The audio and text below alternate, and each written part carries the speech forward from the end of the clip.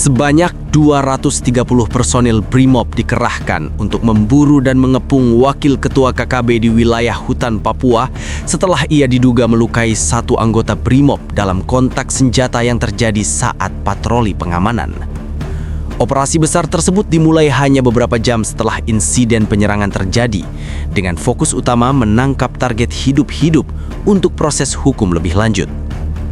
Insiden bermula ketika tim patroli BRIMOB melakukan penyisiran rutin di kawasan hutan yang selama ini masuk dalam zona rawan aktivitas kelompok bersenjata. Dalam pergerakan tersebut, aparat mendeteksi keberadaan sejumlah anggota KKB yang diduga dipimpin langsung oleh wakil ketuanya. Kontak senjata tidak terhindarkan.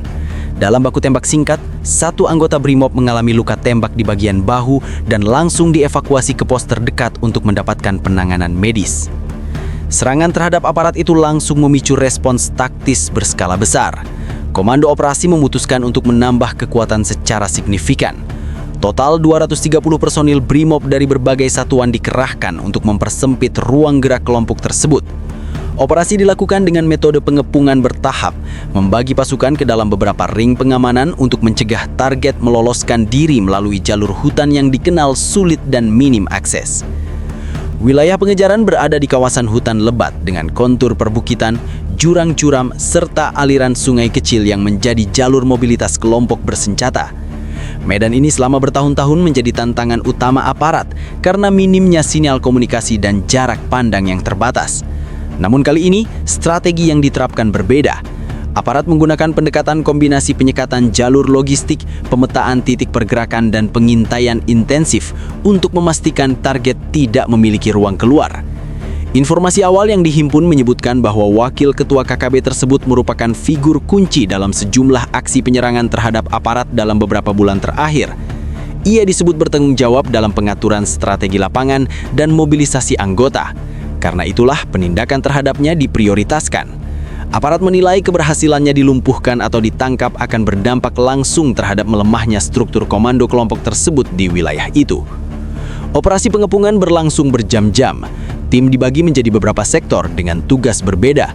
Tim penekan dari sisi timur, tim penutup jalur selatan, dan tim penghadang di sisi barat yang mengarah ke jalur perkampungan. Sementara itu, satu unit cadangan disiagakan untuk memperkuat titik yang berpotensi menjadi celah pelarian. Seluruh personil bergerak dengan formasi rapat, menjaga jarak aman dan memanfaatkan perlindungan alami dari pepohonan besar serta kontur tanah.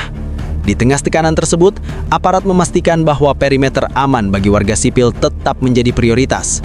Koordinasi dengan aparat teritorial dilakukan untuk mengimbau masyarakat agar tidak memasuki area operasi. Hal ini penting mengingat situasi kontak senjata bisa terjadi sewaktu-waktu jika target melakukan perlawanan. Pengepungan terhadap wakil ketua KKB memasuki fase krusial ketika 230 personil BRIMOB mulai mempersempit radius gerak di sektor hutan yang telah dipetakan sebagai titik terakhir keberadaan target. Setelah ring luar dinyatakan tertutup rapat, komando lapangan memerintahkan pembentukan ring kedua dan ketiga untuk memastikan tidak ada jalur pelarian, baik melalui lereng curam, aliran sungai, maupun celah vegetasi lebat yang selama ini kerap dimanfaatkan kelompok bersenjata. Strategi yang digunakan bukan sekedar pengejaran frontal. Tim dibagi berdasarkan spesialisasi. Unit pelacak bergerak di garis depan untuk membaca jejak pergerakan terbaru, termasuk bekas pijakan, ranting patah, hingga sisa logistik yang ditinggalkan terburu-buru. Di sisi lain, unit penembak runduk ditempatkan di titik-titik elevasi yang memiliki jarak pandang lebih luas untuk mengantisipasi serangan mendadak dari arah tak terduga. Seluruh pergerakan dilakukan secara senyap, namun terkoordinasi ketat melalui komunikasi radio terenkripsi. Sumber internal menyebutkan bahwa target sempat mencoba memecah konsentrasi aparat dengan bergerak zigzag mengikuti kontur sungai kecil. Namun langkah itu sudah diantisipasi. Jalur air yang biasa digunakan sebagai rute pengaburan jejak telah lebih dulu disekat. Tim dari sektor selatan bergerak cepat menutup celah tersebut, sementara tim dari sektor timur menekan dari sisi perbukitan. Dalam waktu bersamaan, ring terluar memastikan tidak ada anggota kelompok lain yang masuk untuk memberi bantuan. Kondisi medan menjadi faktor penentu. hutan dengan kanopi rapat membatasi visibilitas hingga kurang dari 20 meter. Tanah yang lembab dan licin memperlambat langkah, namun pasukan tetap menjaga ritme pergerakan. Setiap langkah diperhitungkan untuk menghindari jebakan atau tembakan mendadak.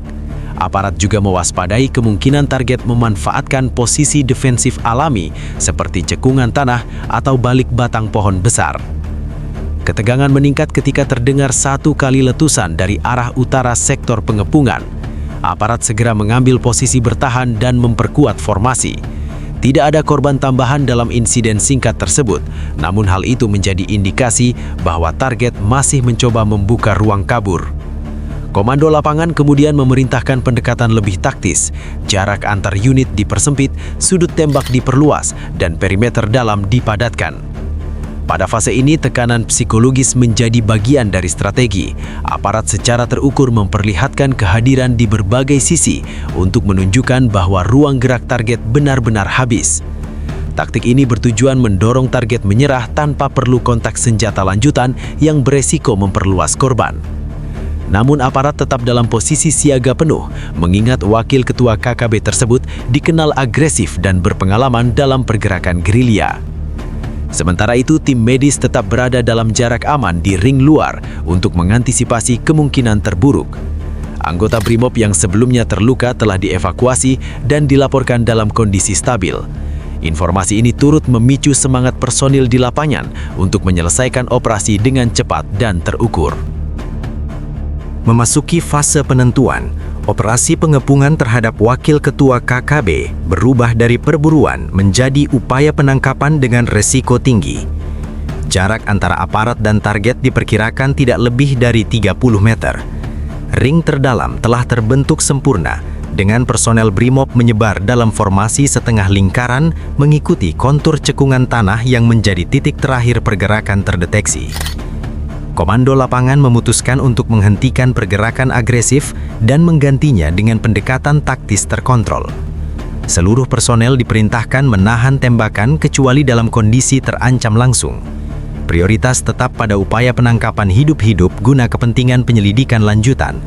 Namun potensi perlawanan bersenjata tetap diperhitungkan mengingat target diketahui masih membawa senjata api dengan sisa amunisi yang belum terpakai. Sebelum penyisiran akhir dilakukan, aparat mengeluarkan imbauan melalui pengeras suara taktis yang dibawa tim terdepan. Peringatan disampaikan agar target menyerahkan diri dan meletakkan senjata. Respons awal tidak terdengar. Situasi hening beberapa menit, hanya suara dedaunan dan komunikasi radio yang terdengar singkat serta terkontrol. Aparat tidak bergerak gegabah. Setiap sudut ditutup rapat, memastikan tidak ada ruang manuver sekecil apapun. Beberapa saat kemudian, terdengar pergeseran di balik batang pohon besar di sisi utara cekungan. Personel di sektor tersebut segera mengunci arah dengan perlindungan silang. Satu letusan terdengar, namun tidak mengenai aparat. Balasan terukur dilepaskan ke arah sumber tembakan untuk menekan pergerakan tanpa membabi buta. Tujuannya jelas, melumpuhkan daya serang tanpa memperluas resiko korban. Tekanan taktis mulai menunjukkan hasil. Target diduga berpindah posisi dengan jarak yang semakin terbatas. Jalur sungai kecil di sisi barat sudah ditutup. Lereng curam di sisi timur diawasi penembak runduk. Sementara sisi selatan dijaga unit penutup yang telah bersiap sejak awal. Lingkaran semakin rapat. Aparat bergerak perlahan dalam koordinasi hitungan detik, memastikan setiap langkah memiliki perlindungan dari sisi lain. Di tengah kondisi tersebut, komando lapangan kembali mengeluarkan peringatan kedua. Kali ini lebih tegas. Aparat menegaskan bahwa seluruh jalur keluar telah tertutup dan perlawanan hanya akan memperburuk situasi. Beberapa menit setelah peringatan itu, terdengar suara benda logam terjatuh ke tanah. Personel di garis depan memastikan melalui pengamatan visual bahwa senjata telah dijatuhkan. Namun prosedur tidak berhenti di situ. Aparat tetap bergerak hati-hati, memerintahkan target keluar dengan tangan terangkat dan tanpa perlengkapan tempur. Setelah beberapa detik yang berlangsung tegang, sosok yang dicari akhirnya muncul dari balik perlindungan alami dengan kondisi kelelahan. Tim penindak segera mengamankan dengan teknik standar, melucuti sisa perlengkapan dan memastikan tidak ada ancaman tersembunyi. Penangkapan dinyatakan berhasil tanpa tambahan korban jiwa di pihak aparat. Wakil Ketua KKB tersebut langsung dibawa ke ring luar untuk pemeriksaan awal sebelum dievakuasi ke lokasi aman. Di lokasi penangkapan, aparat mengamankan sejumlah barang bukti, termasuk senjata api, amunisi, serta perlengkapan komunikasi yang diduga digunakan untuk mengatur pergerakan kelompoknya.